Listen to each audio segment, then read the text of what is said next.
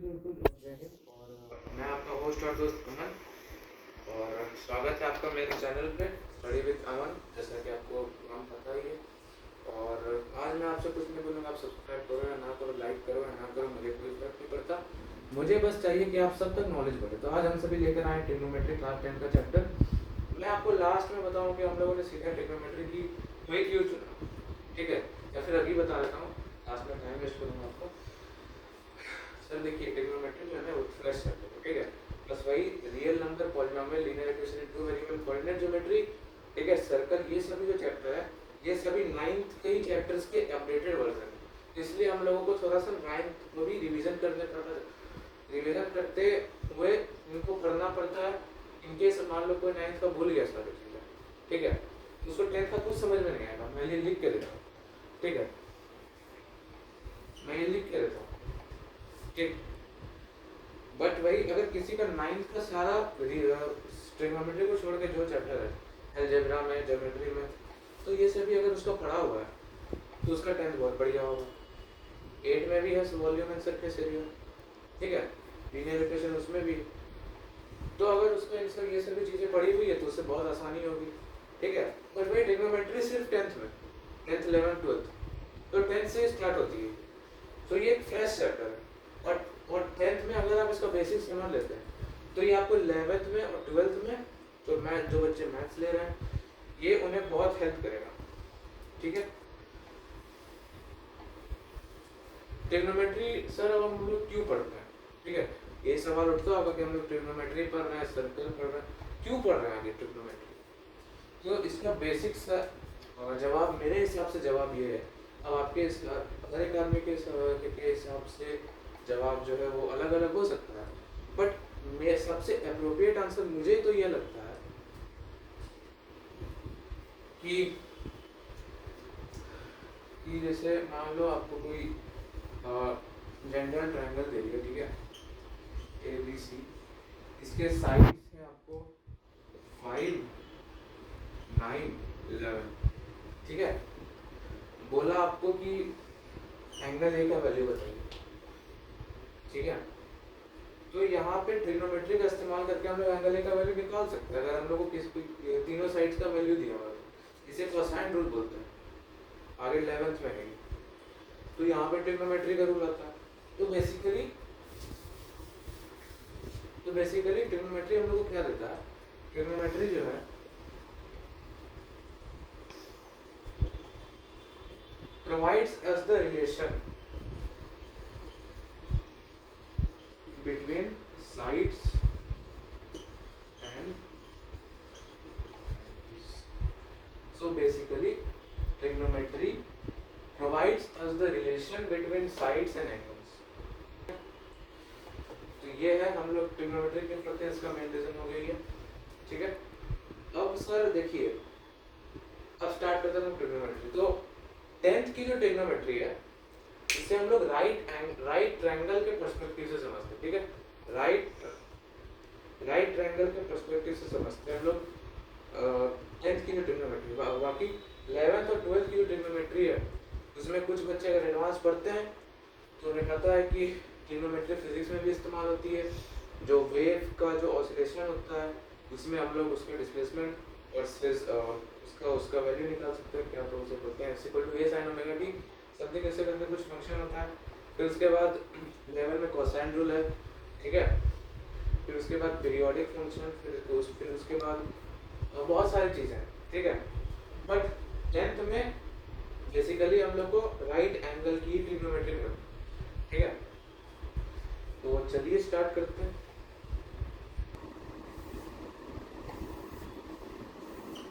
अब सर मान लीजिए कि हम लोग के पास एक राइट ट्रायंगल है ABC, जिसमें एंगल भी 90 डिग्री है, और मान लीजिए कि हम लोगों ने एंगल C को थीटा दे दिया, ठीक है। थीटा बस एक नाम है, आपको घबराने की जरूरत नहीं है। बहुत सारे बच्चे थीटा को नया नया नाम सुन रहे होंगे, बट सर ऐसा कोई बात नहीं है, थीटा बस एक नाम है। बहुत बच्चे डर लगता है, ठीक है, तो थीटा बस एक नाम है, आप इतना समझिए, ठीक है।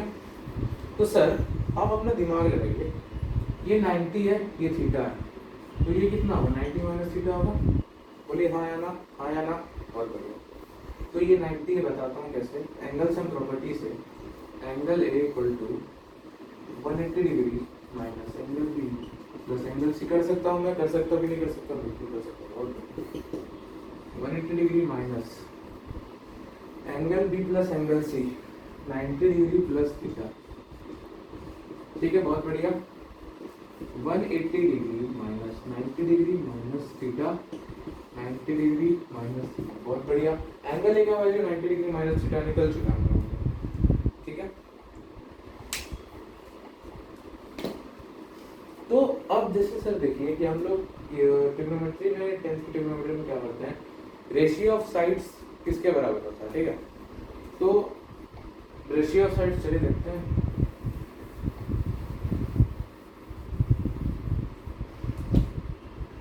इसमें मान लीजिए कि मैं ए बी को ए दे रहा हूँ, बी सी को बी दे रहा हूँ, ए सी को सी दे रहा हूँ, तो टोटल रेशियो ऑफ साइड्स कितने होते हैं, तो मतलब total number of ratio of sides कितने रेशियो हो सकते हैं। चलिए स्टार्ट करते हैं बनाना।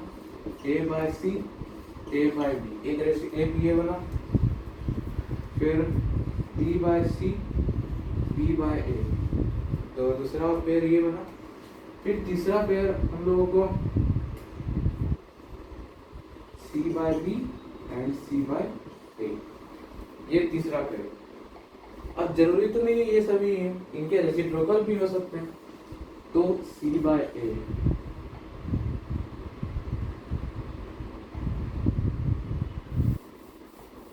आई एस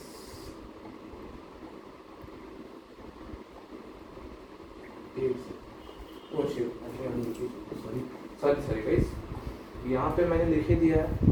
ठीक है, तो ये सभी टोटल नंबर ऑफ मतलब टोटल रेशियो मतलब 6 रेशियो बन सकते हैं। ठीक है,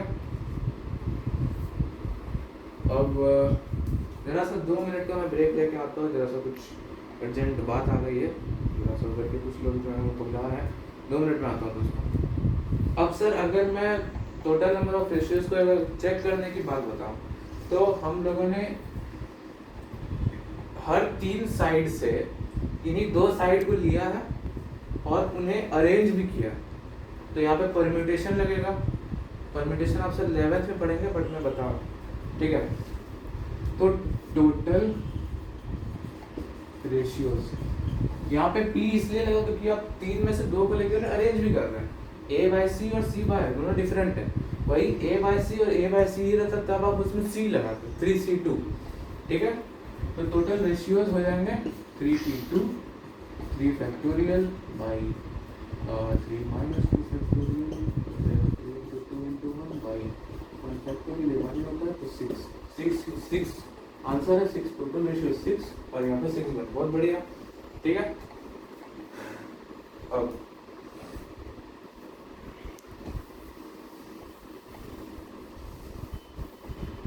अब देखिए सर, ट्रिग्नोमेट्री में ये रेशियो ऑफ साइड्स और एंगल्स के बीच का ये रिलेशन बताते हैं, कुछ फंक्शंस बताते हैं। ठीक है, फंक्शंस आप सभी 11th में पढ़ेंगे, बट मैं सिर्फ बता रहा हूँ तो फंक्शंस कहते हैं, उन्हें डरिएगा मत, ध्यान से सुनिएगा। ठीक है, तो उन फंक्शंस का नाम कुछ ऐसे है, साइन थीटा, ठीक है, साइन थीटा, कोसाइन थीटा, ठीक है, टेंजेंट थीटा, ठीक है, cotangent theta, secant theta, secant theta और कोसेकेंड थीटा। ठीक, अब 6 रेशियो है और 6 फंक्शन भी। ठीक है, ठीक, चलिए देखते हैं कि साइन थीटा का मतलब साइन थीटा का वैल्यू किस रेशियो के इक्वल होता है और कोसाइन थीटा का वैल्यू किस रेशियो के इक्वल होता है। अब सर देखिए, अगर हम सभी देखेंगे ना, तो हरदम तो हम सभी टेंजेंट कोटेंजेंट तो नहीं लिखते जाएंगे। ठीक है, तो इसलिए हम सभी जो है इन सभी को शॉर्ट में लिखते हैं, sine theta, sine theta, cos theta, tan theta, cos theta, sec theta और कोसेक थीटा। सर बहुत बढ़िया, ताली मारी सर, बहुत बढ़िया, हम लोग यहाँ तक पहुँच चुके। अब सर देखिए, साइन थीटा का वैल्यू क्या होता है, साइन थीटा अभी हम लोग 90 माइनस थीटा को छोड़ रहे हैं, वो रखा हुआ अपनी जगह जहाँ पे है तो वहीं पर है, ए पर है तो वो अभी ए पर ही है, हम लोग वैसे भी सी को भी नहीं उठाते हैं। सी के पर्सपेक्टिव से हम सारे साइड्स का रेशियो निकालेंगे। तो सबसे पहला sine theta, sir sign theta का वैल्यू का होता है कि साइन थीटा बराबर होता है इन साइड्स का रेशियो बताता हूँ, side perpendicularly opposite to theta upon में हाइपोटेन्यूस। ठीक है सर, बहुत बढ़िया। हाथ में तो सर ये साइन थीटा होता है sine perpendicular to sine perpendicularly opposite to theta upon में हाइपोटेन्यूस। ठीक है, और थीटा के परपेंडिकुलरली अपोजिट वाला साइड कौन सा है, ए है, ए बाई बी। ठीक है, ए को हम सभी ट्रिग्नोमेट्री में पी भी बोलते हैं परपेंडिकुलर, और बी को बेस भी बोलते हैं। ठीक है, बेस डिपेंड करता है कौन सा एंगल में।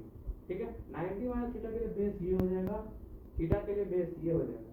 बेस किसी भी एंगल के लिए वो वाला साइड होता है जो कि उसके एडजेसेंट होता है। एडजेसेंट तो सर अब सर आप बोलोगे कि भैया देखिए बात ये है कि एडजेसेंट साइड तो ये भी है, तो हम लोग इसको क्यों नहीं ले रहे हैं।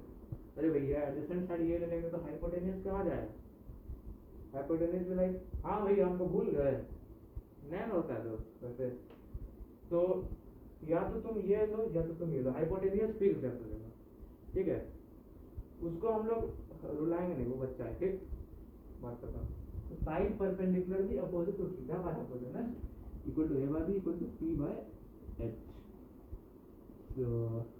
सॉरी, ठीक है, cos थीटा, तो cos थीटा होता है base by hypotenuse, b by h equal to b by h equal to क्या, bc by ac, bc by ac, और सर b बाय h को हम क्या लिख सकते हैं, b बाय h को ab बाय c से बहुत बढ़िया ab बाय c। ठीक है, बहुत बढ़िया चीज के साथ चलते रहिए। tan थीटा को क्या लिख सकते हैं हम लोग सर, tan थीटा को हम सभी जो है लिख सकते हैं, tan थीटा हमेशा होता है कि side perpendicularly opposite to theta, side perpendicularly opposite to theta upon में बेस। ठीक है, बहुत बढ़िया बहुत बढ़िया, side perpendicularly opposite to theta by base.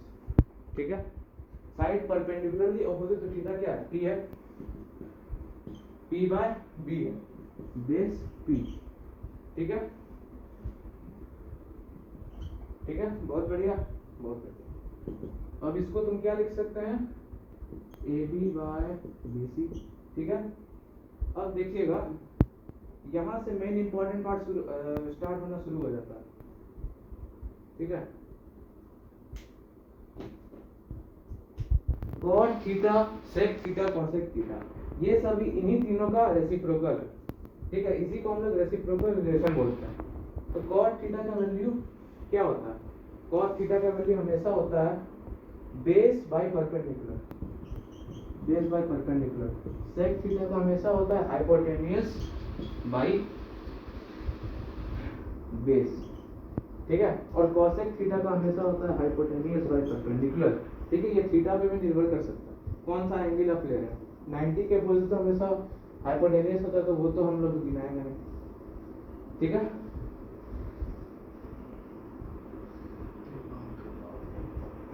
ठीक है, बहुत बढ़िया, ये सभी हो गया सर। ठीक है, अब अगर आप सर क्लोजली ऑब्जर्व करोगे तो साइन थीटा और कॉसेक थीटा में, एक मिनट, और मैं जैसा फिगर को इरेज कर रहा हूँ, आई होप आप सभी को ने लिख लिया होगा। वैसे नहीं लिखा तो कोई बात नहीं, समझिए, बस लिखना जरूरी नहीं है, समझना जरूरी है ना। तो सर साइन थीटा का क्या है, हम लोगों ने p बाय h निकाला था। ठीक है, और कॉसेक थीटा का वैल्यू h बाय p निकला था, कॉस थीटा का वैल्यू हम लोगों को b बाय h निकला था, और सेक थीटा का वैल्यू h बाय b निकला था। ठीक, tan थीटा का वैल्यू p बाय b निकला था और tan थीटा का वैल्यू p बाय b निकला था एंड cos थीटा का वैल्यू p बाय p निकला। अगर आप क्लोजली ऑब्जर्व करेंगे ना, दिमाग लगाएंगे ना थोड़ा, तो p by h by p का उल्टा नहीं है क्या, या फिर h by p by h का उल्टा नहीं है क्या, रेसिप्रोकल नहीं है क्या? मतलब बिल्कुल है, बिल्कुल है। तो हम लोग ऐसे नहीं लिख सकते sin theta equal to 1 by cosec theta, लिख सकते हैं, बिल्कुल लिख सकते हैं। बहुत बढ़िया, आइए सर चेक भी कर लेते हैं। sin थीटा का value p by h equal to 1 by इसका h बाय p, हो जाएगा 1 divided by h by p 1 into p by h। Sir ये बेसिक वाला मैथ है, आई होप आप लोगों को आता होगा, नहीं आता तो शर्म करो यार, ठीक है। तो ये p बाय h बहुत बढ़िया, इसका मतलब सर रिलेशन काम करता है, बहुत बढ़िया, ताली मारी, ठीक है। तो इसके आधार पर हम लोग बोल सकते हैं sin theta equal to 1 by cosec theta, ठीक है।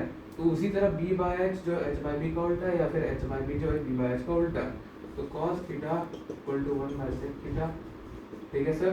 tan थीटा का वैल्यू p बाय b है, cos थीटा का वैल्यू b बाय b है, तो cot theta equal to 1 by tan theta बोल सकते हैं सर हम लोग, बहुत बढ़िया सर,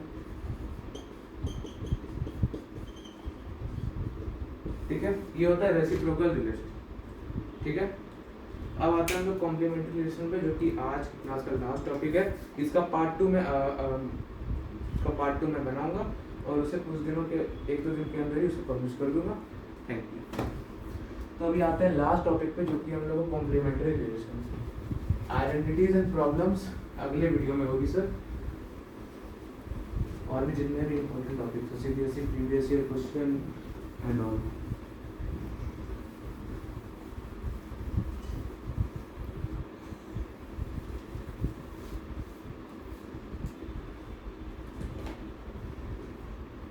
ठीक है। अब आते हैं कॉम्प्लीमेंट्री रिलेशन पे।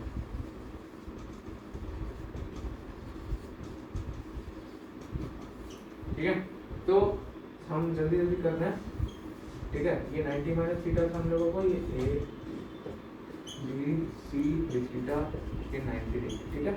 हम जल्दी जल्दी बता रहा हूँ, आई होप आप लोगों को समझ में आया, ठीक है। अब सर देखिए, ये ए है, ये बी है, ये सी। 2 मिनट से रुकिएगा, ठीक है, बस 2 मिनट के लिए मैं तुरंत। हाँ तो दोस्तों बात ये है कि मेरा भाई जो है उधर से गेट टकता जा रहा है, तो मैंने उसे मार के भगाया है अभी, ठीक है। तो चलिए वापस से स्टार्ट करते हैं। तो सर ये हो गया। अब सर हम लोग को पता है साइन थीटा जो है वो किसके बराबर है, ए बाय पी। इसको हम लोग पी बोलते हैं, इसको बी बोलते हैं। ये एंगल के हिसाब से निर्भर कर सकता है, ठीक है, पी और तो sine theta equal to P by H होता है, बहुत बढ़िया, ठीक है। अब साइन 90 माइनस थीटा क्या होता है सर? हम लोगों ने देखा था किसी भी एंगल का साइन जो है उसके सामने वाला परपेंडिकुलर बाय हाइपोटेनस, ठीक है, बहुत बढ़िया। हम लोगों ने एक और चीज ज्यादा से याद करने की कोशिश करो सर, cos थीटा। हां, cos थीटा इक्वल टू क्या होता है सर?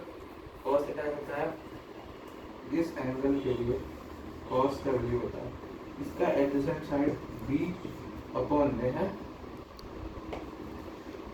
h हाइपोटेनस, ठीक है, ठीक है सर, बहुत बढ़िया।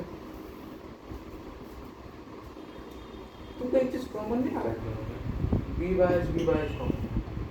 अब तुम 9th में यूक्लिडियन अलजेब्रा पढ़ के आए, उसमें हम लोगों को बताया गया था कि if a equal to b है, b इक्वल टू c है, तो a इक्वल टू c होता है कि नहीं होता? तो ऑफ कोर्स होता है।